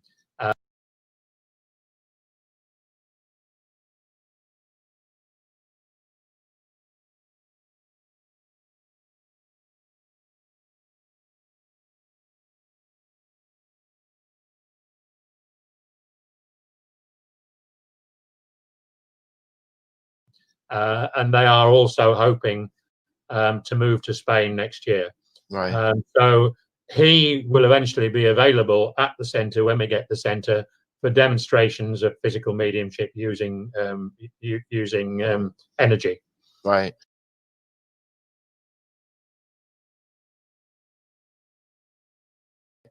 Now, when you guys go forth with that, do you guys plan to kind of recreate the skull experiment over again, or are you going to try to apply some new scientific methods to try to maybe do it in a more laboratory kind of style thing, or like what's your goal as far as these new projects? Yeah, it's going to be very much scientific, and there's going to be more scientists and physicists involved in the whole thing. It will be thoroughly researched as far as we can, and we're going to go as far as possible to make the whole phenomena understandable and understood by the general public. Mm-hmm. We know, Sandra and I know, that this is our sort of last lap, if you like. And we've been told this is our swan song, so we're going to get this centre started, Right. and then I think others will come along that will work with it. But it's going to be very scientific, and you know, some of the phenomena that occurs will be way beyond what we had at Skull. Sure. Spirit want to go much further than we ever went, Right.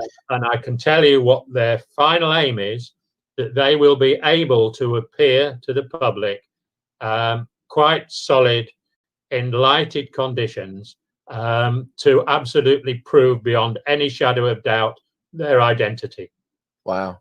That's great. And if there's anything that our colleagues over here, myself, you know, the people that I work with, if there's anything that we can do to help that along with you guys, I'd be more than willing to volunteer and help participate in any which way that we can. If we can get the word out for you guys, push it along in any way, you know, on the show, you know, have, you know, multiple guests that people you work with on the show that we can try to help with that. That'd be awesome. I'd be more than willing to do that. Well, that's good, and I mean, it would be very useful if a few people on your side of the pond can join the Spiritual Science Foundation at a cost of just €20 a year.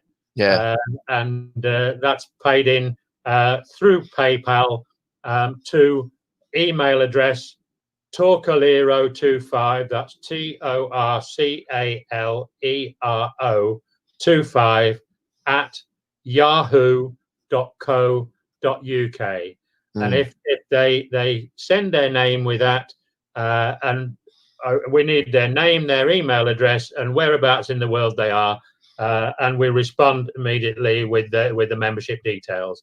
Right. But there'll be a lot of advantages to members of the foundation once the centre opens.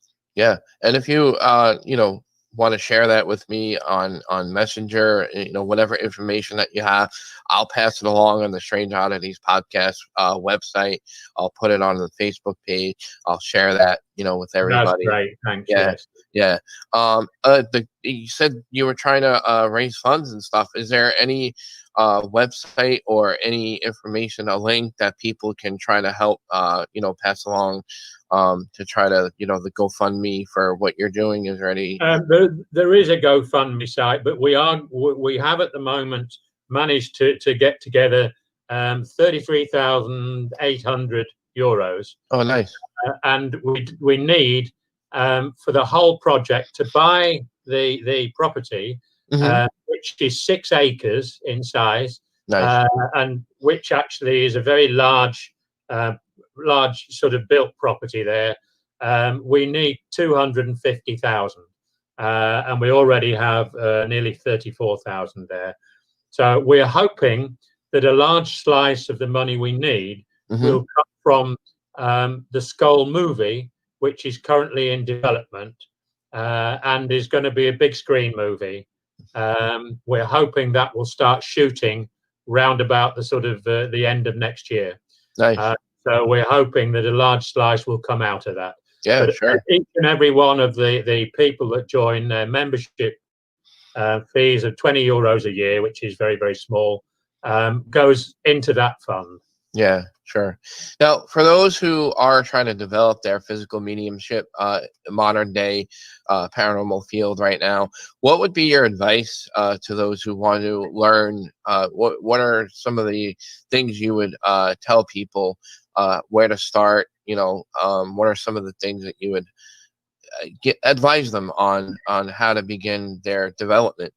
Well, generally speaking, when we had the Skull experiment, the spirit team themselves fully dictated a 72-page book, which is a basic guide to sort of starting a circle, the development, how it works, and everything you need to sort of really get going.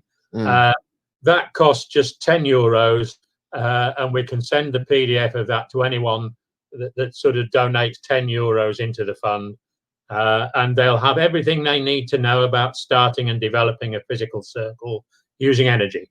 Nice. Wow. I'm like, so like my head is like out here. That's all the information that's out there about the skull experiment and everything. And, I'm so excited to hear about like the new projects that you have going on. Yeah. Other than that location, what are some of the things that you're involved with? Is there anything that well, I have 2 books. Okay. One of the first book that I wrote was called In Pursuit of Physical Mediumship. That's available through Amazon. And the second book isn't, because it was self-produced, and it's a very large book, a very heavy book. It's called Witnessing the Impossible, and it's the only book in the world which gives a report on an eyewitness report on every single sitting we had at Skull. Nice. That one they have to buy really through emailing me. If they email me for the information, I can send them the information on getting it. Yeah, that would be awesome. I'm sure a lot of people are into that. So, what would you tell people in the paranormal on this side of the world as far as advice in communicating with spirit? Because there's a lot of negativity out there in the paranormal. People try to use propagation to communicate. They try to I'm kind of against the whole negative thing to try to get them to respond and whatnot. Me personally, I'm all about intent. I think the intent is the most important thing, and if you have good intent, I think you're going to get more responses with the more respect that you have for what you're communicating with. What would be your advice to people that are trying, because there are a lot of people who are frustrated with trying to learn how to communicate, whether it be through technology or through their ability. Yeah. Well, I think first and foremost, I mean, I am not a specialist really in mental mediumship. There's a lot of people that can help, especially mediums that have been sort of doing mental mediumship for many years, who can help in the development in mental mediumship. That's where it's clairvoyance, clairaudience, clairsentience. And only the medium is getting to see, to hear, or to sense the spirit person who's present. So I wouldn't really like to sort of give people a lot of advice on that side. My specialist subject is physical mediumship. Right. And I'm very happy to personally help and advise on that subject. So if anybody's really into physical mediumship and wants advice on that side, one of the things we do is that if people join the Spiritual Science Foundation, €20 a year, I am here personally to give free advice to any member who wants to know more about development and to try and help wherever I can. Nice. Well, for those that are listening and our viewers, this is a pre-recorded interview, but we're going to be playing this week on October 1st. We're going to have Mr. Ron Yacovetti helping me co-host that night. We're going to play this interview during that podcast on Thursday night, October 1st. Mr. Foy, I had a wonderful time during this interview. I hope you had a lot of fun during this interview. Certainly did. And if you want me to sort of come and talk again, then I'd be happy to do so. Yeah, no, absolutely. And if there's anybody else, that you work with that you would like to have a guest on our show, I'd be more than willing to schedule them and, in your future endeavors that you have going on, and, any which way that we can help. I mean, God, feel free to contact me anytime. Well, certainly, I think our 2 German friends who are going to be the other people involved in the centre at the beginning, perhaps they would themselves enjoy speaking on your podcast. Yeah. Because Uwe is a superb medium. His English isn't too good, but Beata speaks fantastic English. Yeah. Yeah. Yeah. Hey, as long as they can speak, I can try to understand them. I gotta brush up on my foreign languages. Right. So, but it was great having.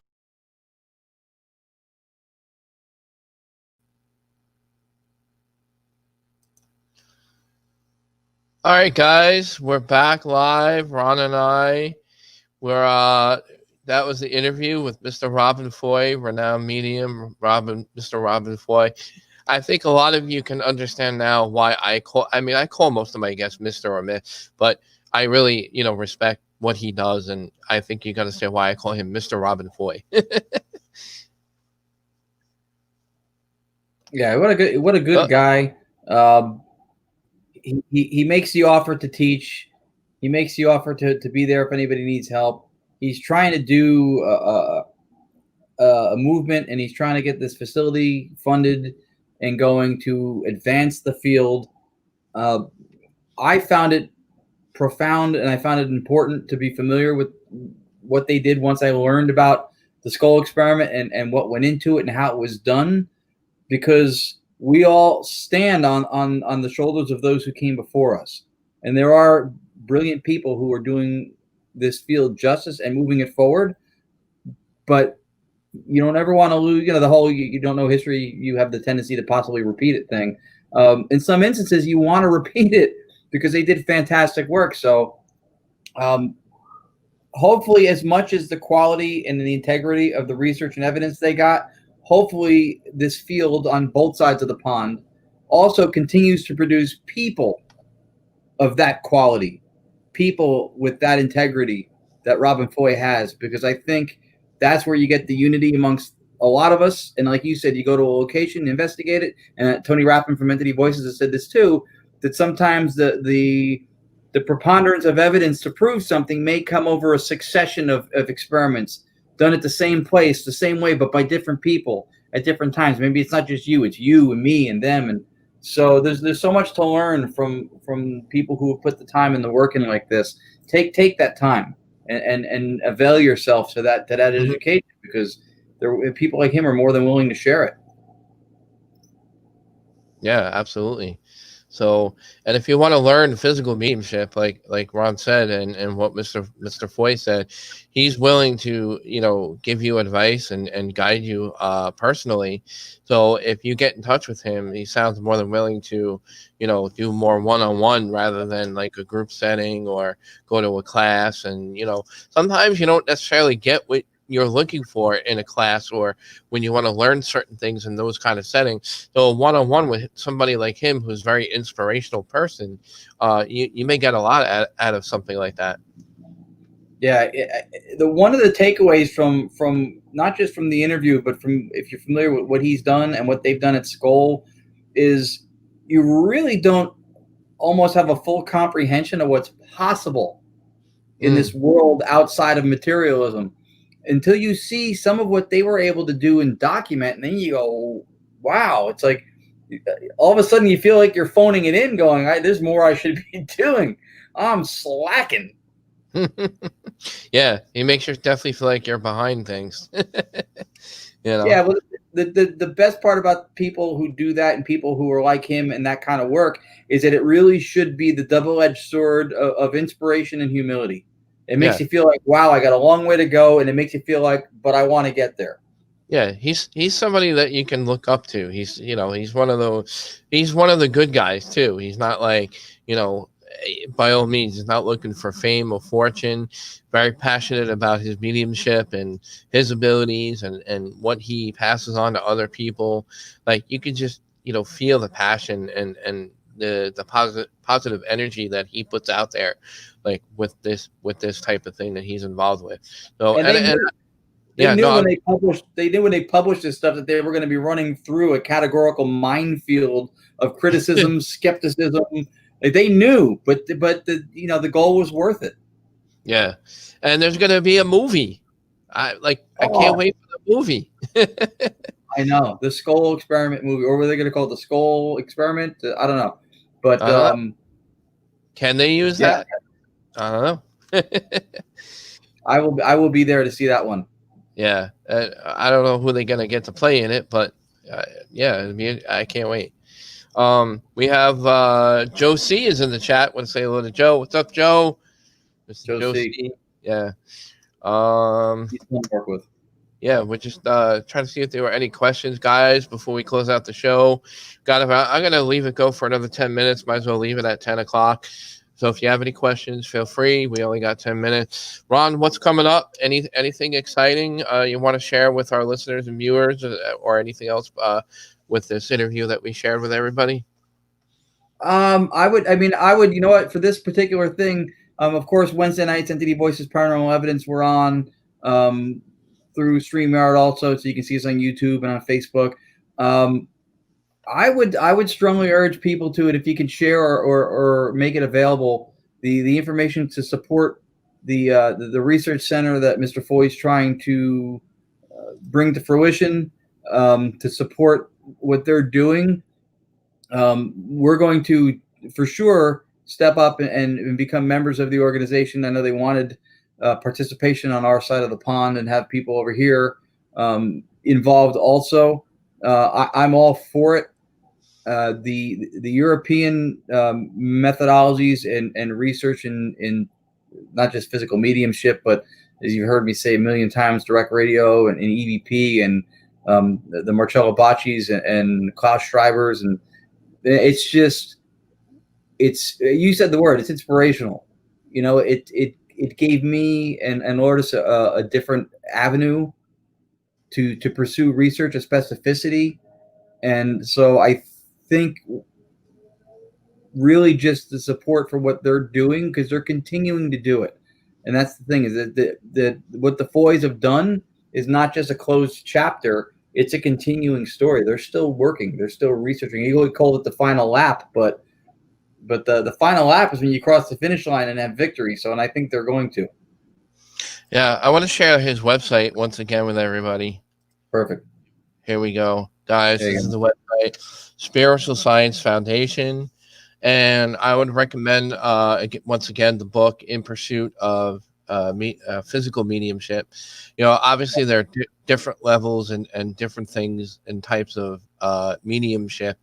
There's mental mediumship, like Low Key mentioned in the chat, you know, and there's also physical mediumship. So there's lots of differences between that type of thing.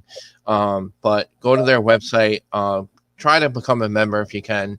It's for a good cause, and they're not really asking for a whole lot of money. They don't really, you know, boast in the public what they do too much, but they're trying to go things, you know, the right way. And it looks like a great website, the Spiritual Science Foundation. I'm going to go ahead and tell everybody what the web address actually is. It's ssf-robin-foy.com/US. All right. So that's S is in Sam, f-robin-foy.com/US. All right. So try to say that 5 times, Ron. I'm sure I could say it once. All right. So Ron and I are back on the screen here. I didn't lose anybody. Good. All right. I don't know. Who do I have next week? Next week, guys, I have David Oman. October 8th is our next guest. I can't believe that's coming up already. Yeah, again, thanks to Ron Yacovetti for connecting Strange Oddities Podcast with Mr. David Oman. I'm looking forward to that interview next week, October 8th. I have a lot of guests coming up, guys, I'm stealing something, if I don't get illegally in trouble with, from the Travel Channel. My Strange Oddities Podcast, Ghostover, however you want to say. Ghostover. All month here on the Strange Oddities Podcast. We had Mr. Robin Foy here today. Played the pre-recorded interview from earlier in the week.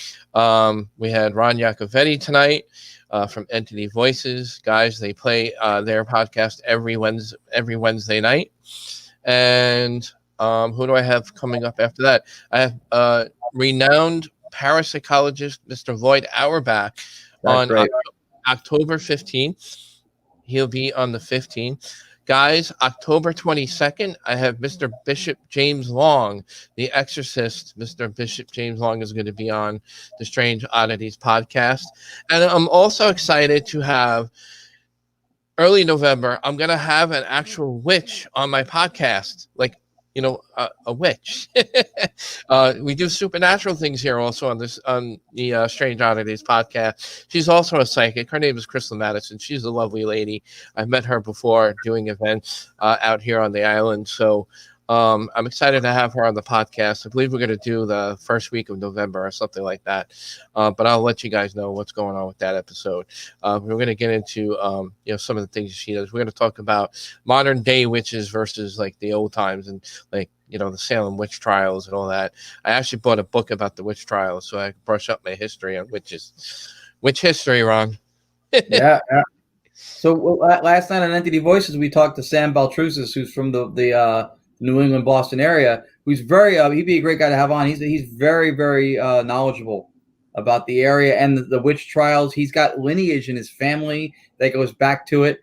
And so not only does he connect to what we're talking about through that, he's also on a show, and if I'm allowed to plug something else, since you mentioned the Travel Channel, two of our friends besides Mr. Baltrusis, who was also a fantastic guest on Entity Voices, and he is on Paranormal Night Shift. Yes. Along with Matthew J. Haas, and then Anthony Simonelli also going to be on this season of Paranormal Night Shift, which is awesome. Seeing all you guys on a new show like that, I think the show's really well produced. It's enjoyable to watch, and then hearing you guys tell your stories. I'm curious to see what you think about the actors they hired to play you during the reenactments. We asked Sam about that last night. Because you see, they cast somebody to be you during the recreations. It's like, right. You're like, oh. I think they did good with this show though, because my wife and I have been on other shows. We were on Paranormal Survivor, and the actors that they portrayed us we were kind of like, okay, they were okay, but they didn't look anything like us, of course. But I think on Paranormal Night Shift, I think the actors that they're getting for those who are being interviewed for the show actually look quite similar to the people that were part of that show. They did a really good job in like getting people that looked really close to what they looked like. I would agree. Yeah, I think it's really done well. So it was cool to see Sam Baltrusis on there, then to see you, and then Anthony Simonelli. For me, it's like I'm looking forward to that show more than anything now. Yeah, and it is a scary show. I have to give Mr. Tobin Long, who helped produce the show, kudos to them and their production for putting together a really good show. I got to plug them, of course, because they did a great job with it, making it scary as heck.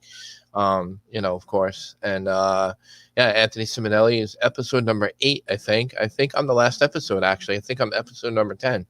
So I'm not sure when it's coming back to air, because I think they're taking a break on the network because it's near Halloween, and they're having all their Halloween stuff on right now. So, but I think they're going to probably come back after October is all over. So can't wait. So, all right. Any closing words, Mr. Yacovetti? I just want to say thanks for having me on again. I've been on the show a couple times on the panel. I was a guest, part of the Entity Voices Paranormal Evidence crew when we were all on. I now look forward to when we get to have you and your wife Josie on Entity Voices with some of your evidence. And to circle back to the beginning of the show, you produced evidence in the last couple of days that you shared with us that is really, really incredible. So hopefully I'm pretty sure you'll be including that when you make the appearance. So I want to, and I'll shut up after this. I want to encourage everybody who's watching this show to continue to support it. Tell your friends. Everybody who watches Entity Voices Paranormal Evidence to continue doing so and supporting it. We appreciate it. Paranormal Rewind, which is Sam Baltrusis' show with I'm drawing a blank on his co-host's name now. Also support Paranormal Rewind. I mean, support the shows and the people you see in the field doing this.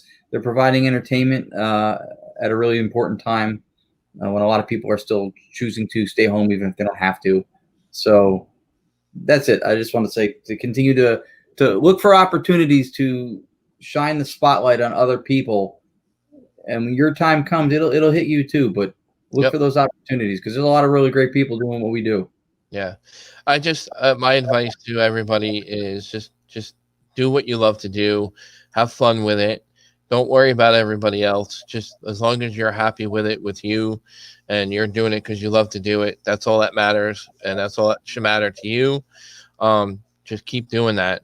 Keep that energy going, and like Ron said, eventually good things will come out of that, and that's my advice for that. But I do want to mention, because my motto on the Strange Oddities podcast is you just never know who's going to show up on the show.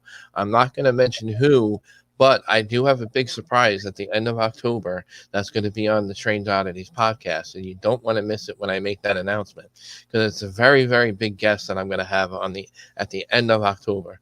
So stay tuned for that news. Follow our Facebook page. Follow our YouTube channel. If you haven't subscribed, please go ahead and subscribe to our YouTube channel. And I can't forget to mention the KGRA Radio Network. Please go to their website, kgraradio.com.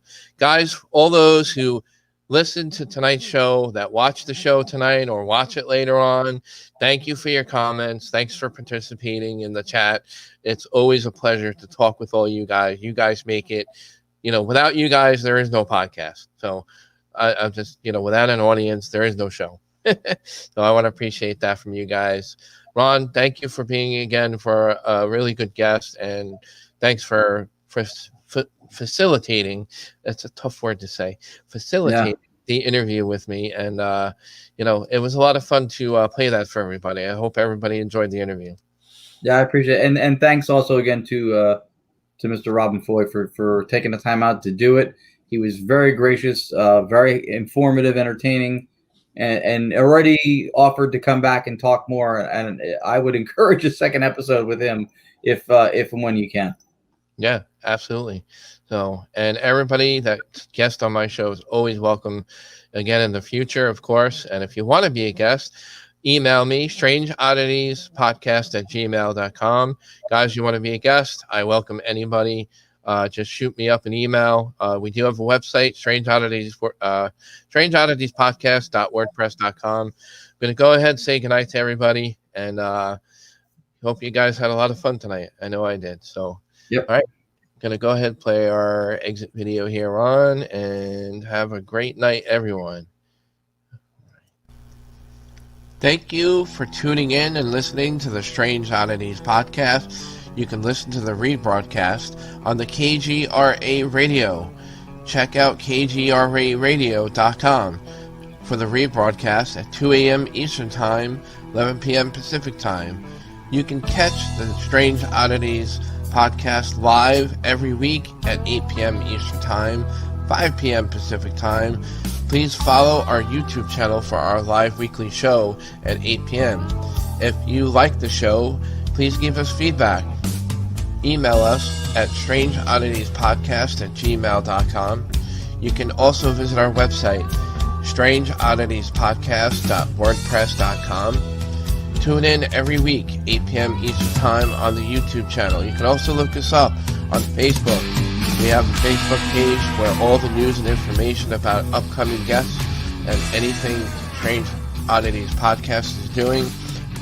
Go to our Facebook page, give us a like, and give us a shout. Thanks a lot for tuning in. And again, thanks again for the KGRA for rebroadcasting the Strange Oddities Podcast.